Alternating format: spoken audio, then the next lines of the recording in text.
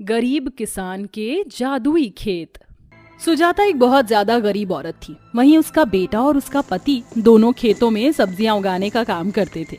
सब्जियां वह बाजार में बेच दिया करते थे, जिसके चलते उनके रोजमर्रा का खर्चा निकल जाया करता था।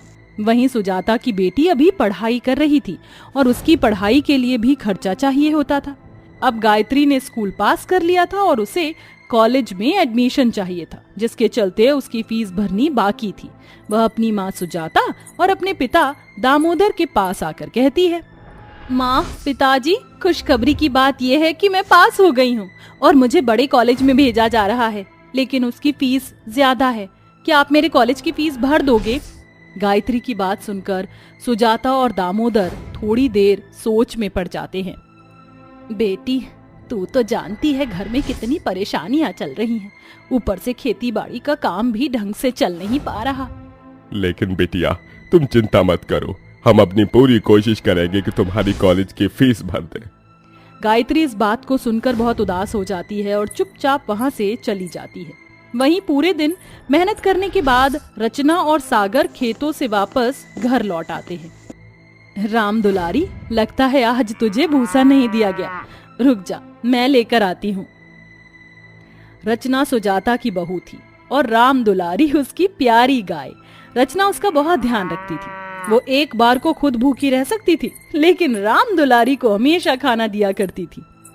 ये ले राम दुलारी, जल्दी से खा ले।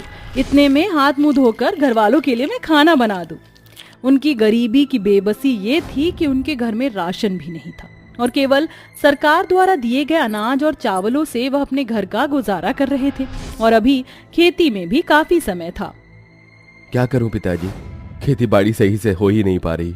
आपको तो पता है ना, खेती बाड़ी करने के लिए बीज और खाद दोनों की मात्रा पूरी चाहिए होती है, लेकिन हम तो दोनों की मात्रा भी पूरी नहीं कर पा रहे हैं। दामोदर और सुजाता ये सुनकर बहुत उदास हो जाते हैं। उनकी परेशानियां खत्म होने की वजह बढ़ती ही जा रही थी। ऐसे ही धीरे धीरे कुछ दिन बीत जाते हैं और एक दिन रचना अकेले ही खेतों पर काम करने चली जाती है, क्योंकि सागर शहर से कुछ सामान लेने गया होता है। आज तो सारा दिन बिना खाए पिए ही काम करना होगा। मेरी कोख में पल रहा ये बच्चा भी मुझे कह रहा होगा कि मैं कैसी माँ हूँ जो इसे एक वक्त का खाना भी नहीं दिला सकती।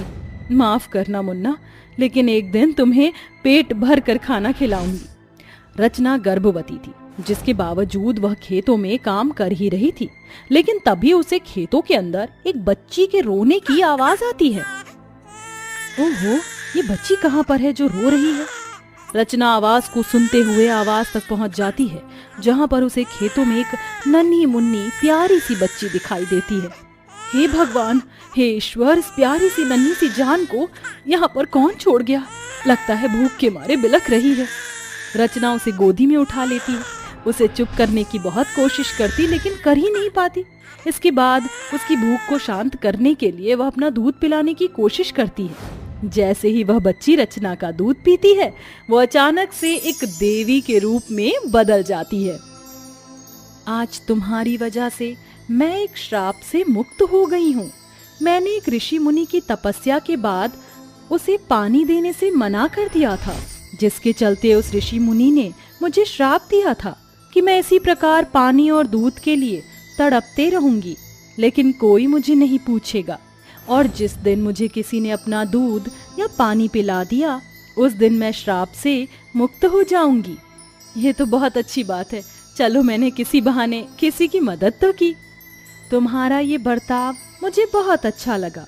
जाने से पहले मैं तुम्हें कुछ देना चाहती हूँ। वह देवी खेतों के बीचों बीच घूमने लगती है। घूमने की वजह से उसके अंदर से अलग अलग प्रकार की किरणें निकलने लगती हैं, जो पूरे खेत में फैल जाती हैं। देखते ही देखते वो खेत सब्जियों से भरपूर भरा हुआ दिखाई पड़ता है। आज से ये खेत कोई मामूली खेत नहीं, बल्कि एक जादुई खेत है, जिस खेत के अंदर हर प्रकार की सब्जियां उगेंगी। और हाँ, इस खेत की सब्जियां कभी खत्म नहीं होंगी। तुम जितना चाहे इसका लाभ उठा सकती हो। ऐसा कहने के बाद देवी वहां से गायब हो जाती हैं। इसके बाद भरे पूरे खेत को देखकर रचना बहुत खुश होती है। वो इस खेत की अलग अलग प्रकार की सब्जियों को एक टोकरी में तोड़कर रखने लगती है जहाँ से भी वह सब्जियां तोड़ती वहीं पर वही सब्जियां वापस उगाती। जैसे गोभी तोड़ने पर गोभी दोबारा हो जाती, बैंगन तोड़ने पर बैंगन हो जाते, वहीं टमाटर तोड़ने पर टमाटर उग जाता। ये देख रचना बहुत खुश होती है और खुशी खुशी सब्जियां लेकर अपने घर पहुंच जाती है। अरे बहू, इतनी सारी सब्जियां कहाँ से लेकर आई है तू? ये तो बहुत ही हरी भरी सब्जियां हैं। रचना बहुत खुश होकर अपने पूरे परिवार को देवी के बारे में बताती है, जिसे सुनकर किसी को भी यकीन नहीं होता। रचना सभी को अपने साथ खेत पर ले आती है। हर प्रकार की सब्जियों से भरपूर खेत को देखकर दामोदर, सागर, सुजाता, गायत्री और रचना के बेटे राजू की आंखें चकाचौंध हो जाती हैं। अरे वाह, ये तो एक जादुई खेत है। ये तो किसी सपने से कम नहीं। गायत्री की नजर रसीले टमाटर के ऊपर पड़ती है।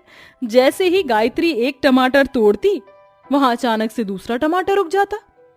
देखा आप लोगों ने, जहां से भी कोई सब्जी तोड़ो वहां सब्जी दोबारा से उग जाती है। ये मामूली खेत नहीं बल्कि जादुई खेत हो गया है। अच्छे लोगों के साथ हमेशा अच्छा ही होता है। ये तो हमारी बहू रचना की अच्छाई का फल है जो हम सभी को मिला है। अब तो हम सभी की किस्मत खुल जाएगी। दादी, क्या मैं इस गाजर को तोड़कर खा सकता हूँ? ये बहुत स्वादिष्ट लग रही है। राजू के कहने पर सागर उसे गाजर तोड़कर देता है। राजू उस गाजर को बहुत ही स्वाद से खाता है। अब उन गरीब परिवार के पास अपना खुद का एक जादुई खेत होता है, जिसकी सब्जियां तोड़कर वह अपने गांव के बाजार और शहर में बेचना शुरू कर देते हैं। जहां तो वह दिन में अपने गुजरे लायक पैसा कमा लिया करते थे, अब वह हरी भरी सब्जियों से दिन का 10 गुना कमा लेते हैं। जब हफ्ते में मैं एक बार शहर में सब्जियां बेचने जाता था तो मुश्किल से 200 रुपए या फिर 300 रुपए ही कमाया करता था। लेकिन आज देखो, आज मैंने उन सारी ताजी सब्जियों के ढेर सारा पैसा कमाया है, इतना जितना हमने एक महीने में भी नहीं कमाया होगा। ये तो बहुत अच्छी बात है। कम से कम अब हमारी परेशानी तो ठीक हो जाएगी। जादुई खेत की मदद से गायत्री को कॉलेज में एडमिशन मिल जाता है। राजू का एडमिशन प्राइवेट स्कूल में हो जाता है। सागर अपनी खुद की एक सब्जियों की बहुत बड़ी दुकान खोल लेता है और वहीं रचना उसके साथ सुजाता दोनों मिलकर जादुई खेत का ध्यान रखना शुरू कर देते हैं। वो दोनों मिलकर खेतों से सब्जियां तोड़ते हैं तो वहीं दामोदर और सागर उन्हें बाजारों में बेच दिया करते थे। कितना गोल मटोल बैगन है, इसको देखकर तो इसका भरता बनाने का मन कर रहा है, इसको तोड़ लेती हूँ। सुजाता के बैगन तोड़ते ही वहां पर एक नया बैगन उग जाता है। सुजाता ये देखकर बहुत खुश होती है। जहाँ तो उनके घर में खाने का एक दाना तक नहीं था, अब उनके खेत में हर तरीके की सब्जियां थी, जिनकी मदद से वो जो खाना चाहते वही बना लेते। इसी प्रकार अब वह जादुई खेत की मदद से हंसी खुशी अपने जीवन में जीने लगते। गजेंद्र अपने ऑफिस में बैठा होता है, तभी अचानक से उसकी तबीयत खराब हो जाती है, जिसके चलते वो अपने मैनेजर को बुलाता है। रूपक, जल्दी से एम्बुलेंस और मेरी बेटी को कॉल करो। हाँ। रूपक एम्बुलेंस और उसकी बेटी वेरोनिका को कॉल करता है। वेरोनिका, तुम कहाँ हो? तुम जल्दी से ऑफिस में आ जाओ, तुम्हारे पिताजी की तबीयत बहुत ज्यादा खराब है। मैंने एम्बुलेंस को तो कॉल कर दिया है, लेकिन अभी तक एम्बुलेंस आई नहीं है। तुम जितनी जल्दी हो सके ऑफिस में आ जाओ। वेरोनिका ये सुनते ही बहुत ज्यादा परेशान हो जाती है और अपनी कार में बैठकर सीधा ऑफिस आ जाती है, जहां वो अपने पापा को बीमार कुर्सी पर पड़े हुए देखती है। डैड, आपको कुछ नहीं होगा, बस थोड़ी सी शांति रखिए। वेरोनिका एम्बुलेंस में लिटाकर अपने पिताजी को अस्पताल ले जाती है, जहां डॉक्टर उनका चेकअप करने के बाद वेरोनिका के पास आकर कहते हैं, वेरोनिका, ये कहते हुए मुझे बहुत अफसोस हो रहा है, लेकिन अब तुम्हारे पिताजी के पास बहुत ज्यादा समय नहीं है, सिर्फ कुछ ही घंटे बचे हैं। तुम चाहो तो जाकर आखिरी बार उनसे बात कर लो। ये सुनते ही वेरोनिका की आंखों में से आंसू आ जाते हैं और वो रोते हुए अपने पिताजी के पास जाती है। ऐसा क्यों हो रहा है मेरे साथ? पिताजी, पहले बचपन में माँ मुझे छोड़कर चली गई और अब आप मेरा साथ छोड़कर जा रहे हो। मुझे छोड़कर मत जाओ, आपके सिवा मेरा इस दुनिया में है ही कौन? वेरोनिका को रोते हुए देखकर गजेंद्र भी रोने लगता है और वो रोते हुए कहता है, वेरोनिका, भगवान की दुआ से तुम्हारे पास किसी भी चीज की कोनो कमी नहीं है। माना कि अब मैं इस दुनिया को छोड़कर जा रहा हूँ, इसलिए मैं तुम्हें जाने से पहले बता रहा हूँ कि रूपक बहुत अच्छा है और मैं जानता हूँ तुम भी उससे बहुत प्यार करती हो। अपनी जिंदगी की एक नई शुरुआत रूपक के साथ करना, वो बहुत अच्छा इंसान है। इतना कहते ही गजेंद्र भगवान को प्यारा हो जाता है, जिसके बाद वेरोनिका फूट फूट कर रोने लगती है। वेरोनिका और रूपक दोनों मिलकर गजेंद्र का अंतिम संस्कार कर देते हैं। अपने पिता के मरने के बाद वेरोनिका अपने पिता की कंपनियों को ओवरटेक कर लेती है। वो हर चीज को बहुत अच्छे से हैंडल करने की कोशिश करती है, लेकिन उसे हर बार किसी न किसी चीज की कमी लगती है। और एक दिन ऑफिस में सबके जाने के बाद वेरोनिका अकेले अपने पिता के कैबिन में बैठी होती है और उन्हें याद करते हुए रोती रहती है। डैड, आप मुझे छोड़कर क्यों चले गए? मुझे आपकी बहुत याद आ रही है। एक परिवार की मुझे बहुत कमी महसूस होती है। उसी दिन रूपक भी लेट से जाता है और वो वेरोनिका को अपने बॉस गजेंद्र के कैबिन में बैठकर रोते हुए देख लेता है। वो टिश्यू पेपर लाकर वेरोनिका को देते हुए कहता है, चुप हो जा वेरोनिका, मैं तुम्हारे साथ हूं और हमेशा रहूंगा। रूपक को देखकर वेरोनिका अपने मन में सोचती है, पिताजी ने बिल्कुल सही कहा था। रूपक जी बहुत अच्छे हैं, लेकिन मैं बहुत ज्यादा काली हूँ। पता नहीं उन्हें मैं पसंद आऊंगी या नहीं, लेकिन आज मुझे अपने दिल की बात कह देनी चाहिए। क्या हुआ, क्या सोच रही हो? चलो मैं तुम्हें तुम्हारे घर छोड़ देता हूँ। रूपक जी, पिताजी के जाने के बाद मैं बहुत अकेली हो गई हूँ, और आप तो जानते ही हो कि मैं आपसे कितना प्यार करती हूँ। क्यों ना अब हम लोग शादी कर लें? इससे मुझे परिवार की कमी महसूस नहीं होगी। रूपक इस बात से बहुत ज्यादा खुश होता है। वो वेरोनिका से शादी के लिए तैयार हो जाता है। अगले दिन रूपक वेरोनिका से शादी करके उसे अपने साथ अपने घर ले आता है। आओ वेरोनिका, वेरोनिका, ये मेरी माँ सविता देवी है और इनसे मिलो। ये मेरी बड़ी भाभी कंचन है और ये मेरी छोटी बहन और छोटा भाई राधिका और रोहन है। इतने बड़े परिवार को देखकर वेरोनिका की आंखों में आंसू आ जाते हैं, लेकिन तभी गुस्से से सविता कहती है, रूपक, मुझे तेरा ये मजाक बिल्कुल अच्छा नहीं लगा बेटा। अरे कहाँ से उठाकर लेकर आया है इस काले कोयले को? जहाँ से भी लेकर आया है इसे वापस ले जा। ये इस घर की बहू बनने के लायक नहीं है। ये सुनकर वेरोनिका को बहुत बुरा लगता है, लेकिन तभी कंचन अपनी सास के कानों में कहती है, लोग तो कुल्हाड़ी पर पैर मारते हैं, लेकिन आप तो खुद पर आई धन लक्ष्मी के ऊपर लात मार रही हो। आपको पता है ये लड़की कौन है? ये वही लड़की है जिसकी कंपनी में रूपक काम करता है। अरे बहुत अमीर है ये। हमारे तो सौभाग्य ही खुल गए। वेरोनिका के अमीर होने का पता लगते ही सविता उससे बहुत प्यार से बात करती है और उसका गृह प्रवेश करती है। रूपक को छोड़कर उसका पूरा परिवार बहुत लालची था। पहले दिन से ही कंचन, सविता और राधिका का लालचपन शुरू हो जाता है। अरे वो तुम्हारे गले का नेकलेस तो बहुत सुंदर है वेरोनिका। जेठानी जी, अगर आपको ये पसंद है तो आप इसे रख लीजिए। वेरोनिका सोने और हीरों का नेकलेस ऐसे ही उतार कर अपनी जेठानी को दे देती है। तभी राधिका की नजर वेरोनिका की अंगूठियों के ऊपर पड़ती है और वो उसकी तारीफ करने लगती है। वेरोनिका अपनी हाथों की अंगूठी भी अपनी ननद को दे देती है।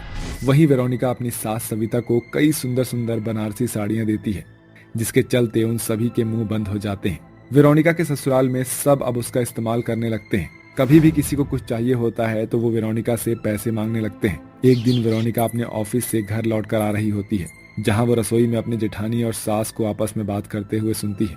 मुझे तो मेरी बहू बिल्कुल भी पसंद नहीं है। अरे है ही नहीं मेरे बेटे के लायक। मेरा बेटा रूपक बिल्कुल चांद का टुकड़ा लगता है और वेरोनिका काला कोयला। सही कहा माँ जी, इतनी काली कलूटी है कि क्या ही बताऊं। लेकिन फर्क भी क्या पड़ता है, काली के साथ साथ अमीर भी तो है। जब से आई है हमारे सारे शौक पूरे हो रहे हैं। ये सुनकर वेरोनिका को बहुत बुरा लगता है और वो वहाँ से सीधा अपने कमरे में रोती हुई चली जाती है और रोते हुए खुद से कहती है, हे भगवान, ये कैसी किस्मत है मेरी। एक परिवार मिला, वो भी मुझे इस्तेमाल कर रहा है। पहले मेरे साथ बुरा कम हुआ था क्या, जो दोबारा से वही हो रहा है। जब मेरी जिंदगी में मेरी माँ नहीं थी तो मेरे रिश्तेदार मेरा इस्तेमाल करते थे। जो दोस्त बने वो सिर्फ मेरी अमीरी को देखकर मेरे साथ रहे। इस पूरी दुनिया में रूपक जी के जितना प्यार करने वाला कोई है ही नहीं।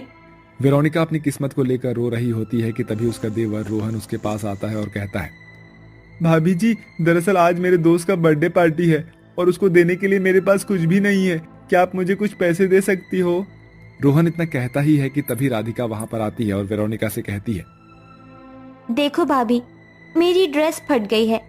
अब मुझे एक नई ड्रेस चाहिए। बताओ मुझे कब दिलवा कर ला रही हो?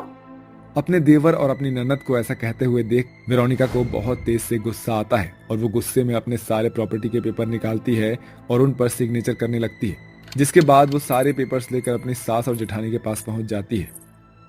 इस घर में मेरी इज्जत सिर्फ इतनी है कि मैं एक अमीर बाप की बेटी हूँ, बाकी तो मैं बहुत ज्यादा काली और बदसूरत हूँ। यहाँ तक कि मैं रूपक जी के लायक भी नहीं हूँ।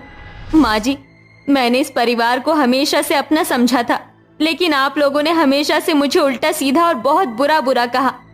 लेकिन हमेशा मैं ये सब सहन करती आई, लेकिन मुझसे नहीं होता अब। आप लोगों को पैसे ही चाहिए थे ना, ये लीजिए, मैंने अपना सारा पैसा और सारी प्रॉपर्टी आप लोगों के नाम कर दी है। अब आप लोगों को किसी भी चीज की कमी नहीं होगी। लेकिन आज के बाद मैं इस घर में नहीं रहूंगी। मैं घर छोड़कर हमेशा के लिए जा रही हूँ। वेरोनिका अपनी प्रॉपर्टी के सारे पेपर और सारी वसीयत अपनी सास और जेठानी के नाम करके वहां से जाने वाली होती है कि तभी सविता और कंचन को अपनी गलती का एहसास होता है और वो दोनों उसे रोक लेती है। हमें माफ कर दो वेरोनिका, हमसे बहुत बड़ी गलती हो गई। हमने अभी तक तुम्हारा बहुत इस्तेमाल किया। हमने तुम्हारी फीलिंग्स की कभी कदर नहीं की। तुमने मुझे हमेशा से बड़ी बहन का दर्जा दिया, जो कहा वही दिलाया, और बदले में मैंने तुम्हें क्या दिया? कुछ नहीं, ऊपर से उल्टी सीधी बातें तुम्हारे लिए कही। मुझे ऐसा नहीं करना चाहिए था। आज मुझे अपनी गलती का पछतावा हुआ है। हो सके तो अपनी जेठानी को माफ कर देना वेरोनिका। एक साथ सभी लोग वेरोनिका से माफी मांगते हैं। ये देखकर वेरोनिका को बहुत बुरा लगता है और वो सबको माफ कर देती है, जिसके बाद पूरा परिवार वेरोनिका के साथ बहुत अच्छे से रहने लगता है। उसकी हर एक बात को सुना जाता है और उसे इज्जत भी दी जाती है। ये सब देखकर वेरोनिका बहुत खुश होती है और वो अपने ससुराल में खुशी खुशी रहने लगती है।